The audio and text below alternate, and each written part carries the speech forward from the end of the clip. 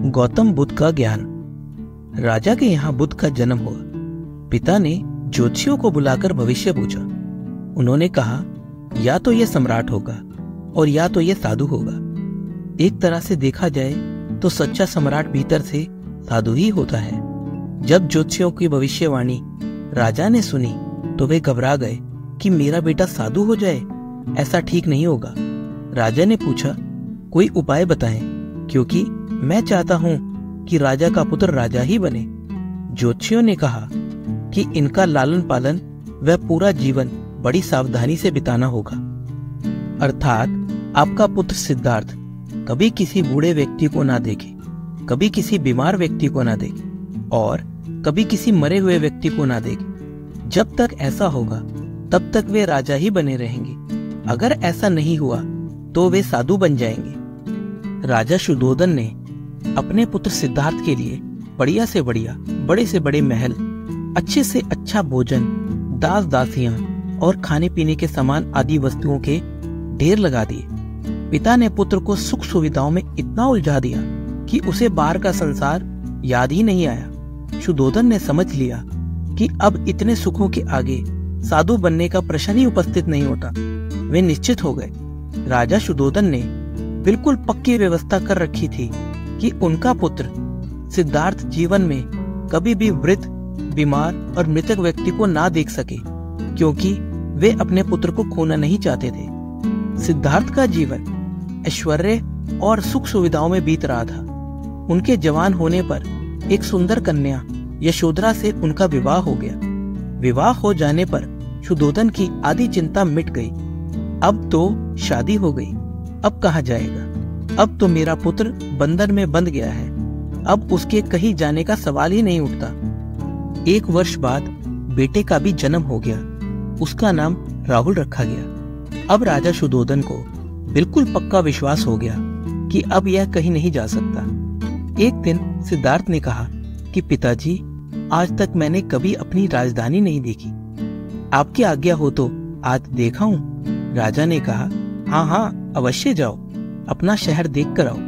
एक सारथी को भी साथ में भेजा गया कि जाओ, राजकुमार को राजधानी घुमा फिरा कर लाओ। फिर भी राजा ने चाक चौबंद इंतजाम कर रखा था कि कहीं चूक ना हो जाए। सिद्धार्थ के लिए राजधानी के प्रमुख मार्ग खूब सजाए गए थे, पर घूमते घूमते सिद्धार्थ ने थोड़ा उल्टा मार्ग ले लिया।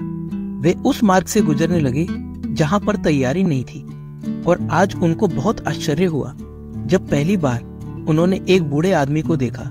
कमर झुकी हुई, पूरी चमड़ी में झुर्रियां पड़ी हुई थी। वह परेशानी और दुख से बेहाल था। उसकी चाल बहुत धीमी थी। बूढ़े की झुकी हुई कमर को देखकर सिद्धार्थ को एक झटका लगा और सारथी से उन्होंने पूछा, क्या एक दिन मैं भी बूढ़ा हो जाऊंगा? सारथी ने कहा, हाँ राजकुमार, हर व्यक्ति के जीवन में 3 अवस्थाएं आती हैं, बचपन, जवानी और बुढ़ापा। एक दिन तुम भी बुढ़ापे की अवस्था में जाओगे।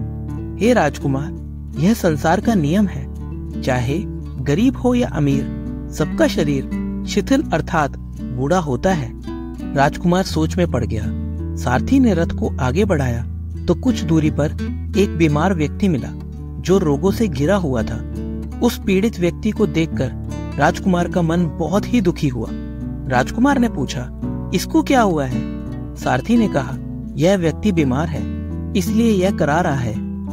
इस संसार में दुख और सुख दोनों है। यह अपने अपने भाग्य की बात है कि कोई दुखी है और कोई सुखी है। क्या मैं भी कभी बीमार हो सकता हूँ? सारथी ने कहा, आप यह विचार अभी छोड़ दें। समय बड़ा बलवान होता है। यह सारी बातें कर्मों पर निर्भर करती हैं। चाहे राजा हो या रंक, सुख दुख सब पर आते हैं। अगर शरीर में कोई रोग आना है तो वह आएगा। यह सब सुनकर राजकुमार सोच में पड़ गया। सारथी ने रथ को कुछ आगे बढ़ाया तो सामने से 4 कंधों के ऊपर एक अर्थी को जाते हुए देखा। राजकुमार ने ऐसा पहली बार देखा था। उसने सारथी से पूछा, यह क्या है? यह आदमी मर गया है, यह मुर्दा है।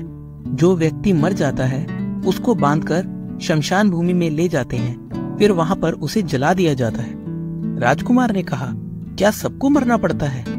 हाँ, सबको मरना पड़ता है। यह मृत्यु लोक है। जो जन्म लेता है उसे कभी ना कभी अवश्य ही मरना पड़ता है। तो इसका मतलब यह हुआ कि ठीक इसी तरह से एक दिन मुझे भी मरना होगा। मेरी देह भी मुर्दा होगी और मुझको भी 4 कंधों पर उठाकर ले जाया जाएगा।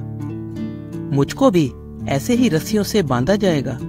मेरे भी आगे पीछे घर के सदस्य रोएंगे, तड़पेंगे और जिस संसार को मैंने इकट्ठा किया है वह सारा का सारा मुझसे छूट जाएगा।